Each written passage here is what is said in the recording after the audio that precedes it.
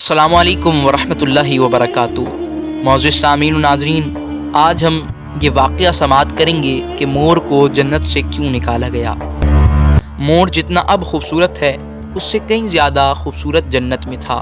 مور کی خوبصورتی پہ سبھی پرندے فدا تھے، لیکن ان سب خوبیوں کے باوجود مور سے ایسی کون سی خطا واقع ہوئی کہ جس سے اللہ تعالیٰ نے اس کو جنت سے نکال دیا۔ اللہ تعالیٰ نے جب حضرت آدم اور اماں حوا کو پیدا فرمایا، پھر ان کو جنت میں بھیج دیا۔ وہ دونوں جنت میں بہت ہی پرسکون رہتے تھے، بہت ہی لذیذ میوے اور پھل کھایا کرتے تھے، لیکن ایک اناج جس کو کھانے سے اللہ تعالیٰ نے انہیں منع فرمایا تھا، اور وہ گندم تھا۔ چونکہ شیطان حضرت آدم علیہ السلام کی وجہ سے جنت سے نکالا جا چکا تھا، اسی وجہ سے شیطان کی حضرت آدم سے دشمنی ہو گئی تھی۔ شیطان یہ چاہتا تھا کہ وہ کسی بھی طرح حضرت آدم کو جنت سے نکال دے اور ساتھ میں اماں حوا کو بھی جنت سے نکلوا دے۔ جب شیطان کو یہ خبر واقع ہوئی کہ حضرت آدم کو تمام میوے کھانے کی اجازت ہے لیکن گندم کھانے کی اجازت نہیں ہے، تو شیطان انتقام کی آگ دل میں لیے جنت کے دروازے کے باہر بیٹھ گیا اور تقریباً 300 سال تک وہاں پر بیٹھا رہا کہ کوئی جنت کے دروازے سے باہر آئے اور شیطان اس سے بات کر سکے۔ کہ ایک دن مور جنت کے دروازے سے باہر آیا، شیطان اس کو دیکھ کر بہت خوش ہوا۔ مور نے شیطان سے کہا کہ تم اپنا تعارف کرواؤ۔ شیطان نے کہا میں فرشتہ ہوں اور اللہ کی عبادت سے ایک پل بھی غافل نہیں ہوں۔ میں چاہتا ہوں کہ تم مجھے جنت میں لے جاؤ، وہاں کی نعمتوں کو میں اپنی آنکھوں سے دیکھوں۔ میں تمہیں ایسی 3 باتیں بتاؤں گا جس سے تمہیں ہمیشہ کی زندگی حاصل ہو جائے گی، تمہیں بڑھاپا اور بیماری نہیں آئے گی، تم ہمیشہ ہی جنت میں رہا کرو گے۔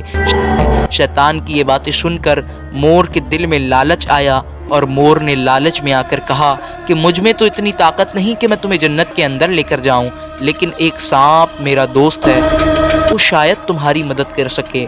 یہ کہہ کر مور سانپ کے پاس آیا، اس کو ساری بات بتائی۔ سانپ بھی شیطان کی باتوں میں آ گیا اور بہت خوش ہو گیا۔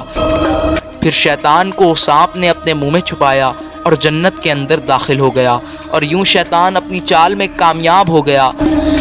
جنت کے تمام نگہبان فرشتوں کو یہ معلوم تھا کہ شیطان یہ چال چل رہا ہے اور جنت میں داخل ہو چکا ہے۔ فرشتے شیطان کو جنت سے نکالنے لگے۔ شاید یہ حضرت آدم اور حضرت حوا کا امتحان تھا۔ شیطان حضرت آدم کے پاس گیا اور اماں حوا کے پاس جا کر اپنی محبت کا اظہار کرنے لگا۔ وہ دونوں ہی شیطان کو پہچان نہ سکے، کیونکہ ماضی کے مقابلے میں شیطان کی شکل اب تبدیل ہو چکی تھی۔ شیطان نے کہا اگر آپ میری بات مان جائیں تو آپ کو جنت کی اور بھی تمام سہولتیں ملیں گی۔ حضرت آدم شیطان کے بہکاوے میں آ کر کہنے لگے کہ یہ کس طرح ممکن ہے۔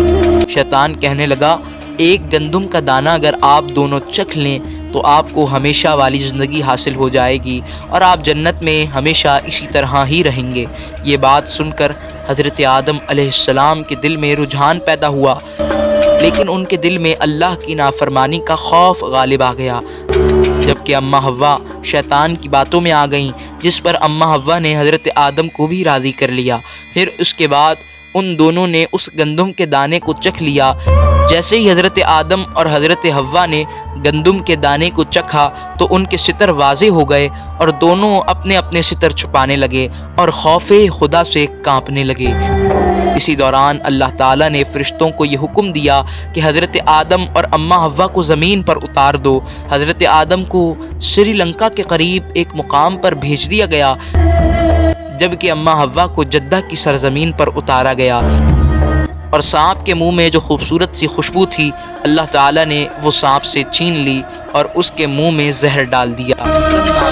جن خوبصورت پاؤں سے چل کر مور شیطان کو جنت میں لے کر آیا تھا، وہ خوبصورت پاؤں اللہ تعالیٰ نے مور سے واپس لے لیے۔